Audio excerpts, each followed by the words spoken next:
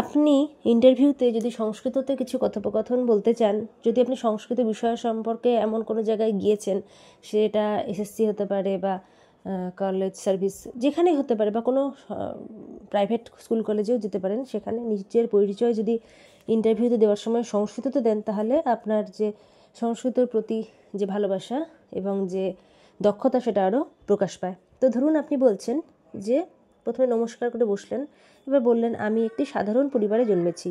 অহম সাধারণ কুটুম্বে জাতঃ বা জাতা অস্মি। ছেলে হলে জাতঃ বলবে, মেয়ে হলে জাতা বলবেন। আচ্ছা, আমি ছোটোবেলা থেকেই অধ্যয়ন প্রিয়, মানে পড়াশুনো করতে ভালোবাসি। অহং বাল্যকালাৎ অধ্যয়ন প্রিয়ঃ বা অধ্যয়ন প্রিয়া অস্মি।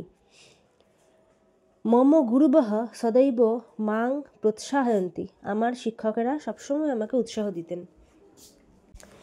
তারপরে বললেন, আমি কাজে খুব নিষ্ঠাবান, মানে আমি কর্মটা নিষ্ঠার সহিত করি। তাহলে অহংকারিয়ে নিষ্ঠাবান অথবা নিষ্ঠাবতী অস্মি। ছেলে এবং মেয়ের ক্ষেত্রে আলাদা করে বলতে হবে। মম লক্ষ্যাং জীবনস্য সর্বদা নূতনং শিক্ষিতুম। আমার জীবনের লক্ষ্য সর্বদা নতুন কিছু শেখা। তারপরে আপনার প্রশ্নের উত্তর দেওয়ার চেষ্টা করব। ভবতঃ প্রশ্নানাং উত্তরং দাতুং অহং প্রযত্নং করিষ্যামি। অহং বিশ্বাসং করোমি ইয়ৎ ময়া দত্তং কার্যং সফলং ভবিষ্যতি। আমি বিশ্বাস করি আমাকে দেওয়া কাজ সফল হবে। সর্বেভ্যঃ ধন্যবাদঃ। সবাইকে ধন্যবাদ।